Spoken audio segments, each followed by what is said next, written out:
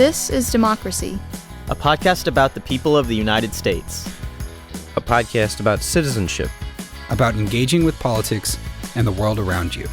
A podcast about educating yourself on today's important issues and how to have a voice in what happens next.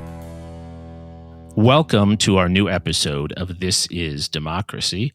This week we're going to talk about a topic that is not only a major news story today, it has been a major news story throughout the last 50 years of American history, but particularly the last decade. And it's the story about the rise of China, not simply the rise of the Chinese economy, but the rise of China as a military power, and the ways in which that rise has changed American calculations about security, stability, and democracy in Asia, and the ways in which recent events have perhaps shaken some of our historical assumptions about the relationship between the United States, China, Taiwan, and the region.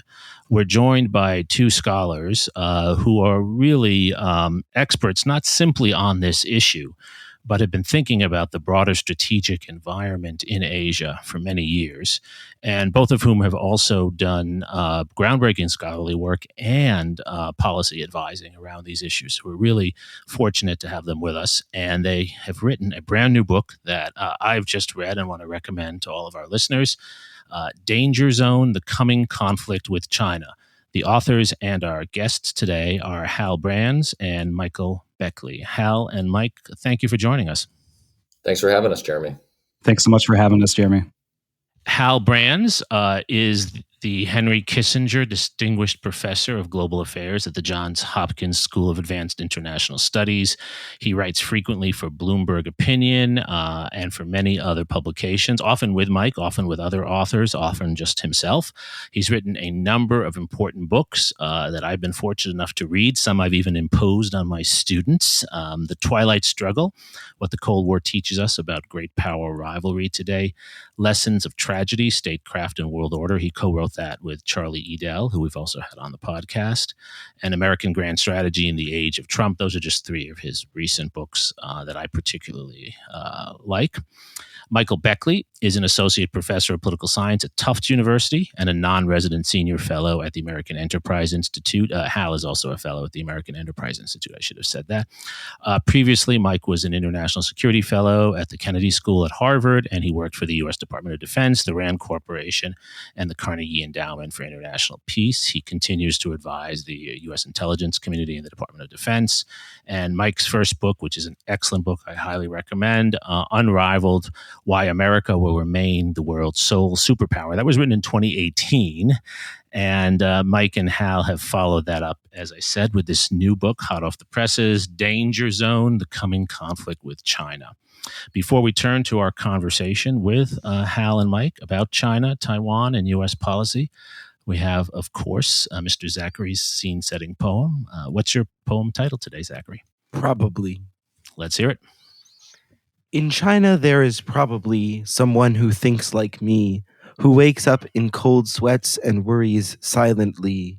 The sky will fall, and no one here will notice it at all. In China, there is probably someone who thinks like me, who stares themselves in the face, pieces in the wrong place, and sees in the mirror's trace a blurry line of missing lace. In China, there is probably someone who thinks like me, who sees the ocean from the pier, who watches fishes swim below. Couldn't we be freer, like the tuna in the undertow? In China, there is probably someone who thinks like me, who writes poetry and imagines winter scenes, who hears and sees and sniffs adventure in the breeze. But his poetry is in his head, the winter scene he dreams in bed. And I can say what I can hear, and seek adventure without fear.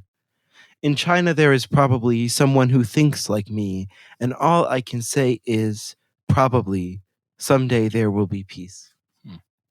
What's your poem about, Zachary? My poem is really about the similarities, the societal similarities that can be lost when it comes to superpower rivalry, but also the cold realities that still define that world, and the ways in which, even though we may be more similar and have more in common than we think, that these rivalries will continue. Right. The geopolitics still create barriers to cooperation. Inevitably. Right? Well, and that's exactly front and center where Hal and Mike's book lands. Hal, maybe we can start with you. I was very taken early on in the book and in your other writings. You and Mike, you talk about the Chinese dream, and I think it's a way of trying to understand Chinese strategic aims, the way Chinese leadership thinks about its place in the world. How should we understand what you mean by this concept of the Chinese dream? It's a good question, and I think it gets at one of the empirical or methodological difficulties in writing about China.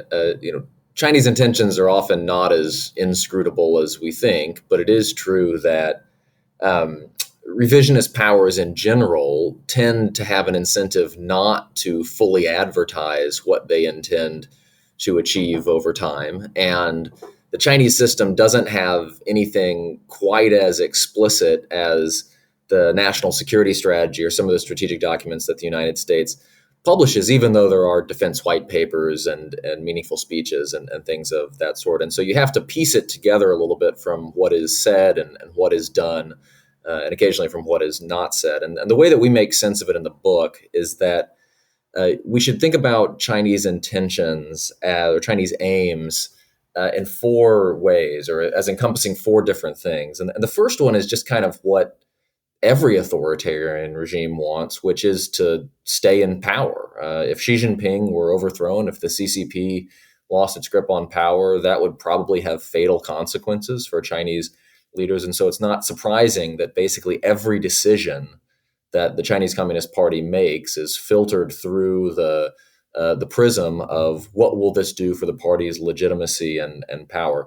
But that doesn't mean that China has purely domestically focused or limited ambitions. I think a second goal would be making China whole again, so to speak, basically getting back the pieces of China, whether those are Taiwan or Hong Kong or parts of disputed border regions with India that in the CCP's narrative were wrested away from China when it was weak and divided and must now come back to China for China's national rejuvenation to be complete. Some of those territorial claims are actually pretty extensive. They include, for instance, basically all of the South China Sea. And so it can be hard to distinguish that second goal from a third goal, which is carving out a sphere of influence in Asia, basically a domain in which Chinese interests are privileged and other great powers, particularly the United States, are kicked to the margin. She once referred to this as Asia for Asians, which is, it appears to be something of a geopolitical euphemism for a region in which China is supreme because the United States has been evicted geopolitically from the region. And then the fourth goal, and the most ambitious one, is to make China the most powerful country in the world. That's probably a longer term objective. To the extent that the CCP talks about it, it's something that it talks about happening on something like a 15 to 30 year time frame from now. But it's become more and more explicit and harder to miss in a lot of the things that the CCP says, and in many of the things that it does as well. So, Professor Beckley, it sounds like China, while portraying itself as the anti-imperialist power, is in many ways molding its sort of sphere of influence on a sort of traditional imperialism. Yeah, I think Chinese leaders almost across the board view China's role in the world as being naturally one of greatness. And, you know, China, it's important to remember, is a revanchist power that, according to the CCP's narrative, there are lost Chinese territories that one way or another have to be reabsorbed, as Hal has pointed out. And that this current situation where the United States is currently the dominant power and China has to grow as a regional power and play by the rules that it didn't have a hand in writing, they see as a giant historical anomaly that they want to set straight. And I think, you know, in addition to all the points that Hal raised, I think it's important to note just how frequently Chinese analysts and leaders look to the United States as the main threat to that Chinese dream. I mean, part of this is just the obvious fact that the United States prevents the reincorporation of Taiwan, that the U.S. Navy is in the South China Sea. But I think it also reflects historical legacies that color how Chinese analysts and leaders view the United States. There is definitely a dominant sort of strategic culture that tends to portray Eastern culture as harmonious and Pacific, and Western culture as inherently militaristic. I think there's a holdover from the Marxist teaching that many of the leaders were raised on that views capitalist powers as inherently imperialist, and just using China for its resources and sucking it dry. And then there's the offensive realist. I mean, John Mearsheimer is incredibly popular on Chinese syllabi. Every school that I've seen in China always has the tragedy of great power politics on it. And so there's this strong assumption that a country as powerful as the United States will definitely try to hold China down, and then they can find all types of evidence for that. So just the key role that the United States plays, I think it's incredible how often it comes up when you start reading through Chinese strategic writings.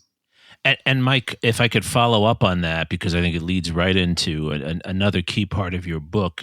You and Hal argue here, and I think it's a really important argument I haven't seen others articulate as clearly, that the Chinese are not just a rising power. You call them a risen power, which is to say they have increased their potential, they've increased their power, but they've now plateaued and are facing headwinds and sources of decline. And that in this position of having risen and now at their position of maximum opportunity, this makes them particularly belligerent because of their fear of decline. Did I get that right? And can you elaborate on that?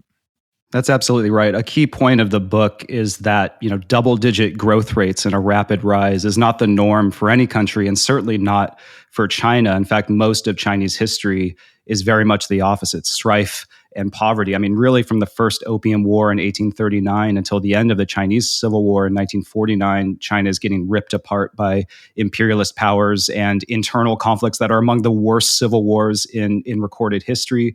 Even after China unifies under communist rule in 1949, it almost immediately becomes the main enemy of the United States through the Korean War. And then when China's alliance with the Soviet Union falls apart in 1960, China is the main enemy of both Cold War superpowers. And so it's not until you get to the 1970s that China is not isolated, surrounded, and impoverished. And so in the book, we try to show that China's exceptional rise since the 1970s was the result of exceptional circumstances that we think are all starting to turn into liabilities that will drag China down. I mean, since the 1970s, you've had U.S. engagement, and that was the start also of the period of hyper-globalization. So China suddenly has these opportunities to really become the workshop of the world and export its goods all over the place.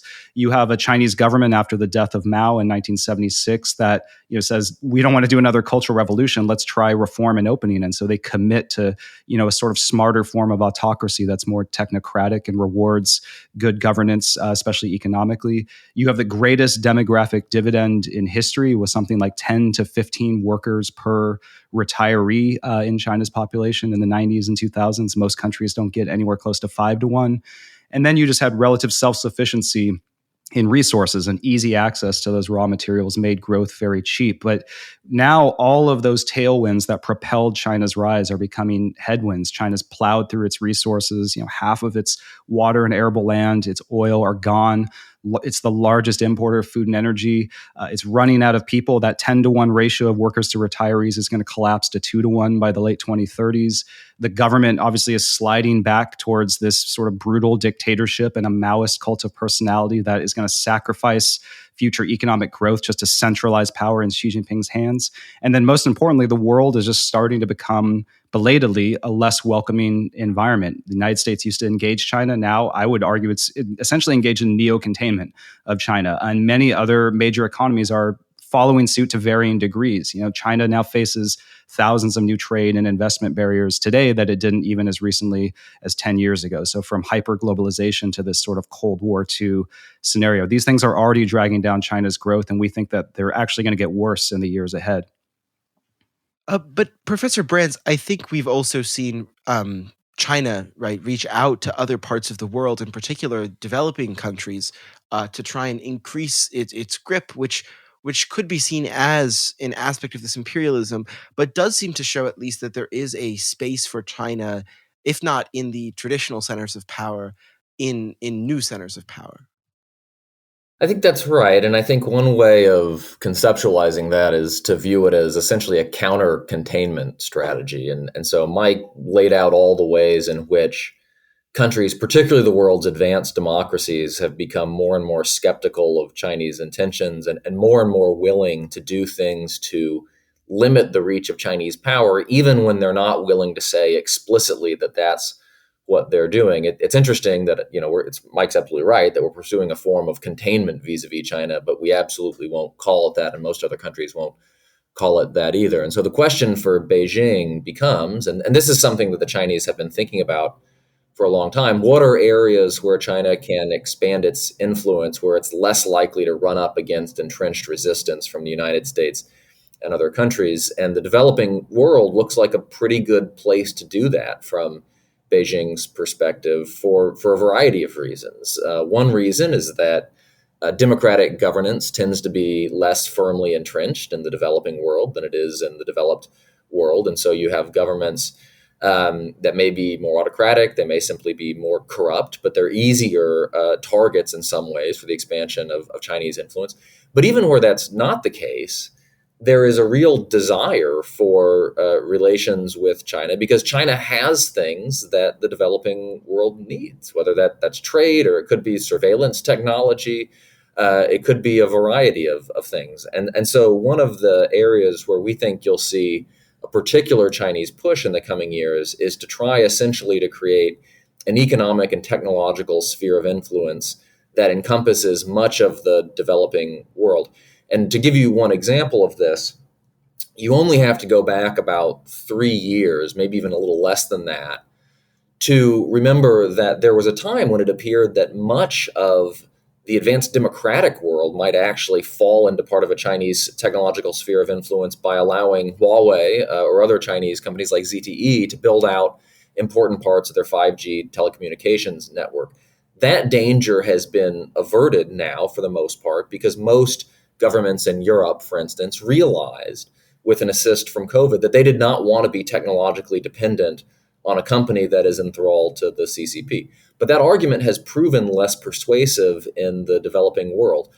Price may be the all-important consideration for countries in Southeast Asia or sub-Saharan Africa that are making choices about the future of their telecommunications networks. And so the fact that the CCP subsidizes companies like Huawei to such a high degree allows them to essentially come in with lower prices than firms in the developed world can. And so you may end up with a situation where China finds that its technological influence is easier to spread in the developing world than in the advanced democracies. So Hal, just following up on those excellent points, your book, you and Mike argue that, again, China's reached a stage, as Mike described, where it has had this extraordinary rise, but now it's fearful of its own decline and its own problems internally, and so that encourages a more aggressive behavior, and you draw analogies to late 19th century Germany, to Wilhelmine Germany, and to Japan in the early 20th century in that part of the book.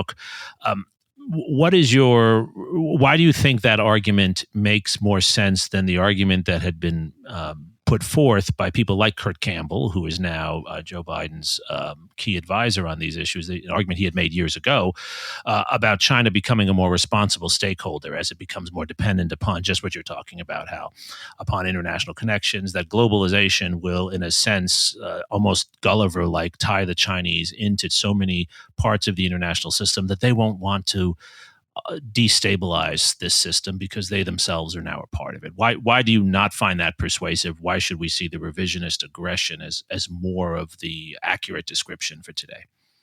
Well, I think the basic problem with the responsible stakeholder thesis, which was first explicitly articulated by Bob Zellick back in 2005, and in some ways provided the intellectual architecture for a lot of U.S. policy toward China during the post-Cold War era, the challenge is that there's just less and less evidence to support it all the time. And so if the responsible stakeholder thesis bore out, we should expect to see a China that becomes more satisfied and more reconciled to the existing international system and all the things that go with it as it became richer, more powerful, more integrated into the system. Because the logic of the idea was that once China saw all of the things it could achieve simply by inserting itself economically into the existing order, it would lose any incentive to overturn or challenge that order.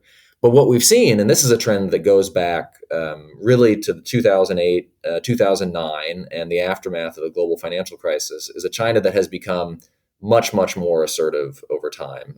We saw that beginning in the South China Sea at the outset of the Obama presidency in a way that has really continued. We've seen it very markedly with respect to Taiwan, particularly in recent years. And of course, this is something that's been in the news recently with Speaker Pelosi's visit and a fairly bellicose Chinese response. And we've seen it globally in things like the wolf warrior diplomacy and China's increasing use of economic sanctions to punish countries that displease it diplomatically or otherwise. And so there is just less and less evidence as time goes on to suggest that China is reconciling itself to the existing state of things. And in fact, Chinese leaders have been quite explicit in saying that they are not reconciling themselves to the existing state of things. You can find Chinese officials saying that the US-led international order is a suit that no longer fits, that it basically has to be replaced or substantially modified in order for China to achieve its national objectives. And so the revisionist nature of Chinese foreign policy becomes clearer and clearer every day. And that's going to push China in a more disruptive direction as its power peaks. Mike, do you see the current situation in Taiwan as highlighting that point? I mean, your book came out just as Speaker Pelosi visited Taiwan, just as we've seen this extraordinary increase, actually, in Chinese military exercises around Taiwan. How do you fit that into the story? We see that as one of the most important manifestations of this peaking power trap. China is coming off of about a decade of a massive military buildup. It's been churning out warships at a rate that we haven't seen from another country since World War II. And it's been pumping up on ammunition and developing the ability to surge amphibious forces and potentially carry out a blockade of the island. On the other hand, this window of opportunity that China has because of its own military buildup and the sort of slow pace of U.S. and Taiwanese responses in terms of spreading out their forces, making them less vulnerable to a Chinese Pearl Harbor style attack on U.S. bases on Okinawa and Taiwan. This window of opportunity may not stay open for very long because, for one thing, the U.S. and Taiwan have ambitious plans to revamp their defenses to make them much more resilient by the 2030s. And at the same time, a lot of those strategic headwinds I talked about earlier are going to really start to kick in within a decade or so. And so China will be in a position where it could be economically stagnant, demographically collapsing. Xi Jinping will be in his 80s by the early 2030s. And so there's just a lot pointing at this period in the 2020s as being China's vital strategic window if it does, in fact, intend to use force to bring Taiwan into the fold. And for a little bit, this window will open slightly wider because the United States is about to go through a mass retirement of cruisers, guided missile submarines, bombers. Many of these things were built under the Reagan administration. So there's just this moment of sort of maximum vulnerability from the U.S. and Taiwanese side. And just given this, what from a Chinese perspective is a steady slide towards upping Taiwan's international status, upping the U.S. relationship with Taiwan, upping Japan's relationship with Taiwan. Even the Europeans are sending delegations there. They just are likely to feel that peaceful reunification is becoming less and less likely. And so they have to wonder, should we start flexing some of that military muscle that we spent several $1 trillion building up while we still can? And so for us, this is just a moment of maximum danger in the Taiwan Strait. And Professor Beckley, how does the situation in Putin's Russia and the war in Ukraine fit into this sort of Chinese self-assessment of their position? Yeah, I think there's the lessons that we would hope China would learn, and then there's the lessons I fear that China may have learned from that. I mean, obviously, we would hope they would learn that conquest is really difficult and that the West is more united than maybe a lot of people previously thought prior to the invasion. But what I fear is that, one, they've learned you got to go big and brutal from the start. One of his mistakes was to kind of stumble into Ukraine on multiple axes and have this really uncoordinated operation and give the Ukrainians time to pick apart those offensive forces. So China may say, look, if we're going to go, we got to go hard. That means hitting American bases to cripple their combat power early. That means pummeling Taiwan with an air and missile barrage. And then second, do not allow our target to be resupplied in the way that the Ukrainians are being resupplied. So that means sealing off any possibility of convoys coming in. I think that's part of the reason why China's been showing off that it can surround Taiwan on all sides, including on the East Coast, where presumably the U.S. would have tried to resupply Taiwan in a conflict. And then third is just to rattle the nuclear saber early and often, because that seems to induce caution on the American side. So those could be the lessons that they learn. I think sober defense analysts have to just assume the worst about that and proceed accordingly. Obviously, maybe it's induced some caution, but just given the show of force that we've seen over the last couple of weeks, it just seems like they are going to conclude the worst from it. It's so fascinating and horrifying, I have to say, listening to the two of you and reading your book, because, and I think this is your intention in part, right? Those of us who are historians, it echoes World War I in so many ways. The notion of windows of opportunity, peak power, a sense of a moment when the enemy is more vulnerable than other moments, the desire to go hard, go fast, a sort of early blitzkrieg way of thinking of things. Hal, in light of this bleak scenario, you and Mike are clearly not determinists. You clearly, as good historians, believe there are choices and contingencies. And the last couple of chapters of your book are about what the United States should do. You seem, and I'm guessing, as a Cold War historian like myself, Hal, this is really something you spent a lot of time thinking about. You see lessons from the Cold War for the United States. What are some of the top lessons that American citizens and policymakers should take from the Cold War for thinking about these issues today? I'm glad you asked that, because I think one of the misconceptions that sometimes emerges from reading the stuff we write is that we think that war with China is inevitable. And that is absolutely not what we are saying here. I think our hope in writing the book is to inform people that the choices that the United States makes will have a powerful impact on the choices that China makes in the coming years. And so what we need to be thinking about doing is making a set of choices that will reduce the windows of opportunity that China may see militarily and otherwise later in this decade, so that even a more risk-acceptant Xi Jinping will be deterred from making choices that could lead to a war that would just be utterly catastrophic. We want to deter a war, right, rather than fight one. And it's interesting to look back at the Cold War, because there are some parallels between the situation that the United States faces now and the situation that it faced during the early Cold War. I think most American officials during the early Cold War believed that the U.S. system would prove stronger than the Soviet system over time. But there were moments when the geopolitical balance appeared extremely precarious, either because Western Europe was in danger of outright economic collapse in 1947, 1948 in a way that might have opened the door to Soviet hegemony in Europe, or during the Korean War, when it appeared that the United States was facing a window of military vulnerability that it had to close very quickly. And so there are a handful of lessons that we take away from this, but I think one of the things that becomes really apparent from looking at the history of the early Cold War is not to make the perfect the enemy of the good. And so a lot of the legendary policies that the United States pursued during this period, the Marshall Plan, the creation of NATO, things of that nature, were not initiatives that were planned for months or years beforehand. They were things that were basically slapped together in moments of crisis, because the alternative to moving quickly and decisively looked far, far worse. George Kennan's policy planning staff came up with the outline of the Marshall Plan in about 3 weeks in May 1947. NATO actually was a European initiative that the United States decided to sign on to. And the sense of the time was that the United States had to be willing to take risks. It had to be willing to work with new partners, including enemies that it had just defeated, like Japan and West Germany. And it had to be able to move quickly to close windows of vulnerability before they became too dangerous. And that's a similar lesson the United States needs to take away in thinking about the China challenge today.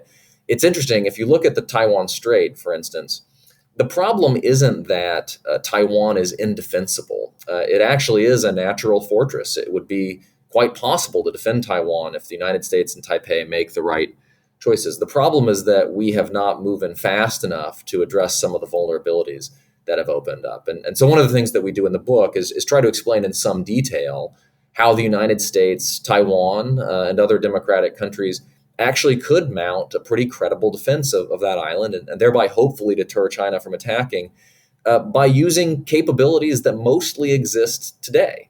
And so we don't need to wait for perfect, exquisite military capabilities to become available next decade. We just need to move faster with the things that we have or can quickly develop in order to make an invasion or an assault on Taiwan look prohibitively costly for Beijing. And you give some very concrete suggestions in the book, which I encourage listeners to look at. And also, you quote Dean Acheson quite often, and I think it's always beneficial to quote Dean Acheson, in particular on the importance of showing strength sometimes to prevent worse outcomes from occurring. Mike, on this line of thinking, though, I wanted to ask you, how do we prevent ourselves from overcommitting in the other direction? One of the criticisms that Hal and myself and others and you have made about American Cold War policymaking is, although we did good work in many places, in other places we sometimes overcommitted, went into wars we shouldn't have been in.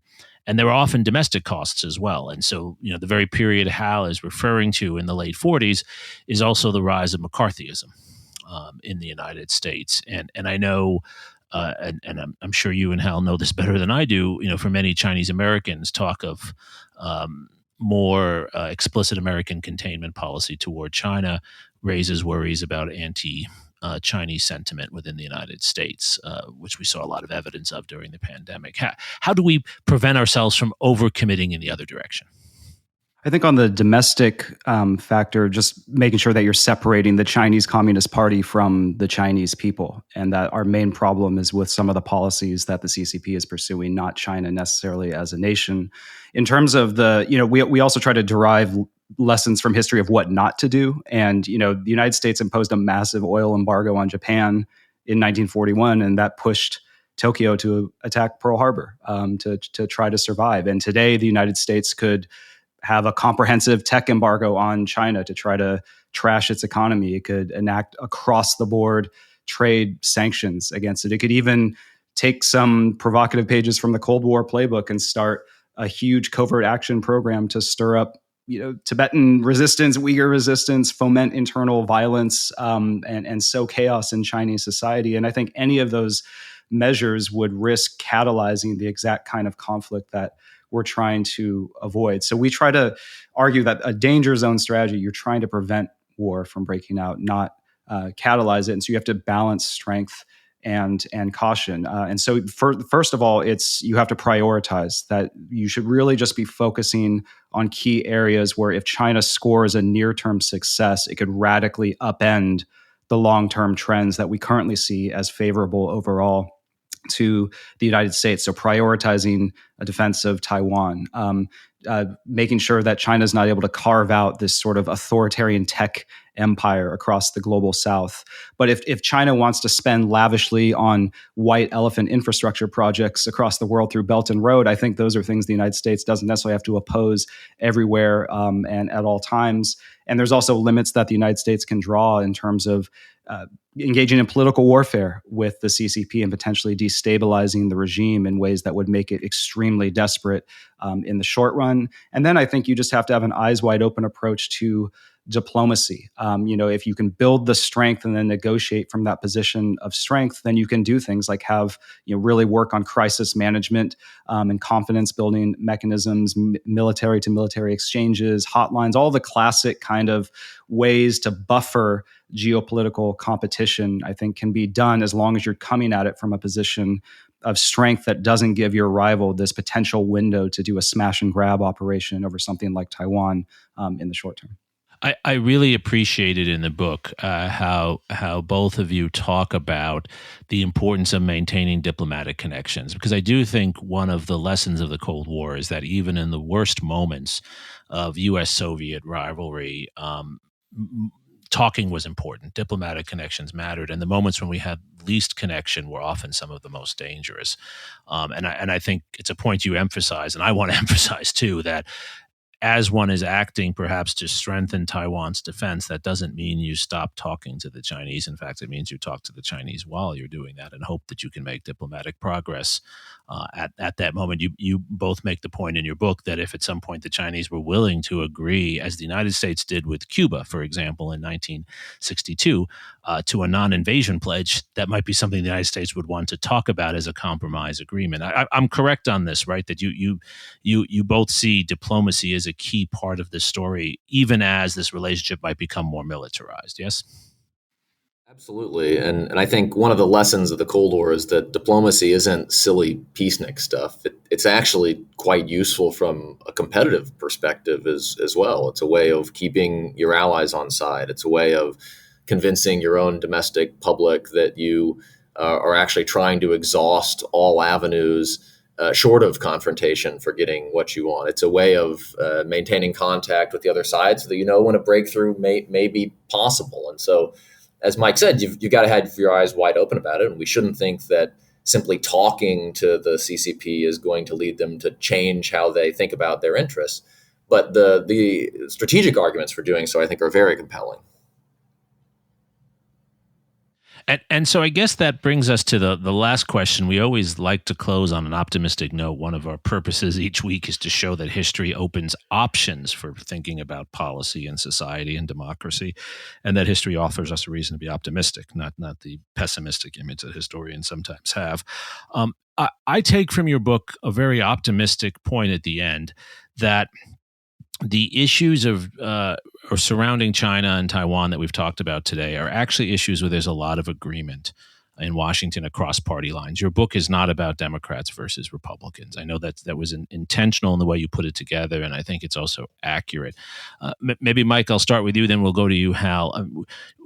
Where do you see the possibilities for this issue maybe being one of those places where we can finally return to what might seem like more normal bipartisan discussions about strategy and foreign policy in the United States? How do you see that happening?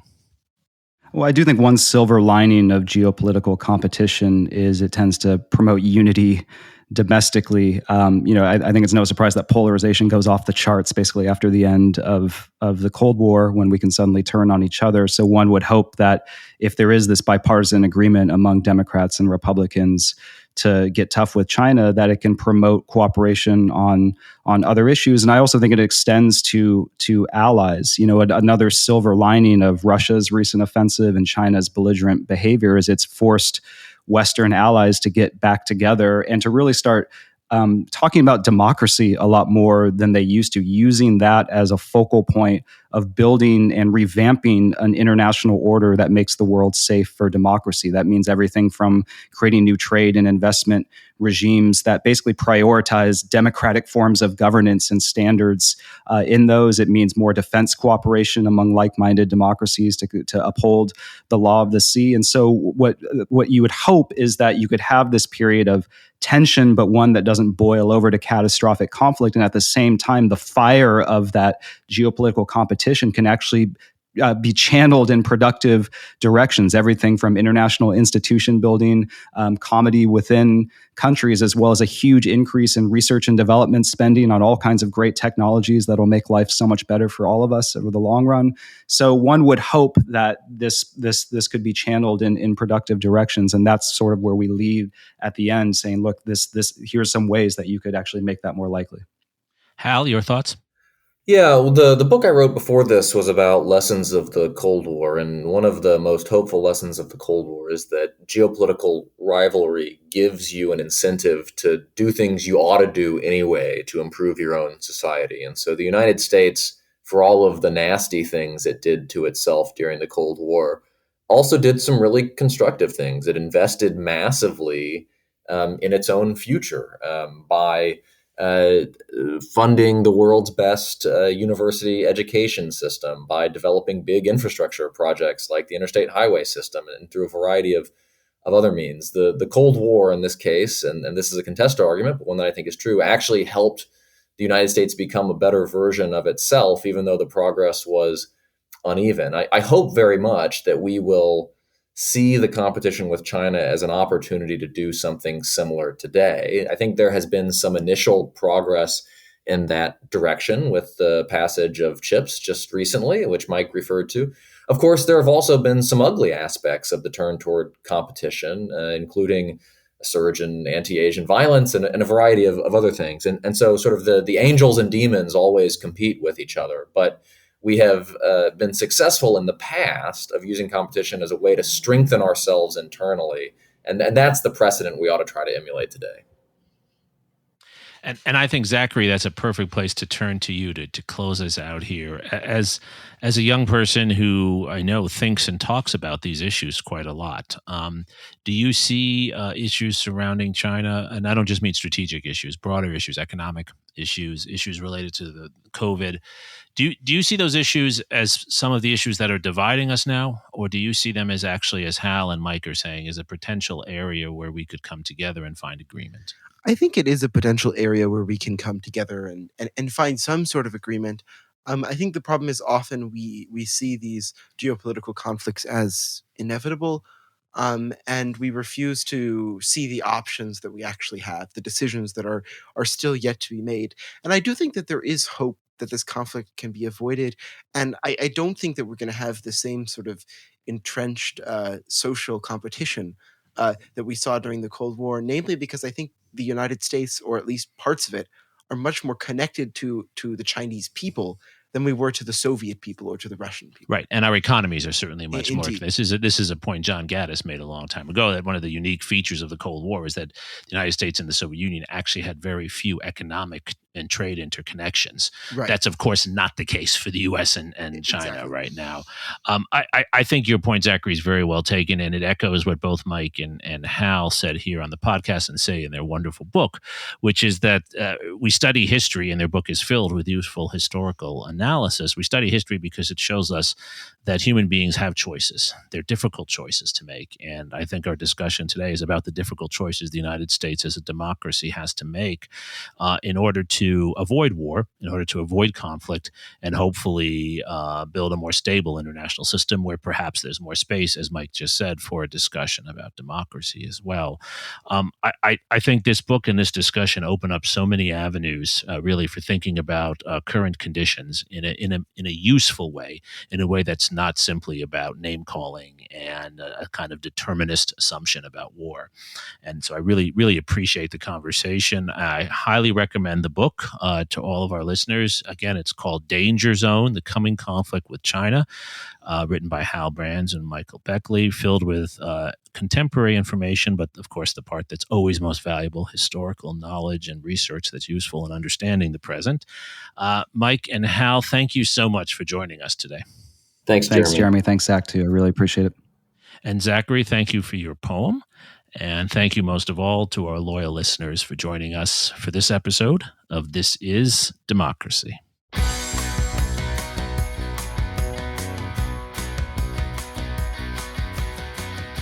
This podcast is produced by the Liberal Arts ITS Development Studio and the College of Liberal Arts at the University of Texas at Austin. The music in this episode was written and recorded by Harris Codini. Stay tuned for a new episode every week. You can find This is Democracy on Apple Podcasts, Spotify, and Stitcher. See you next time.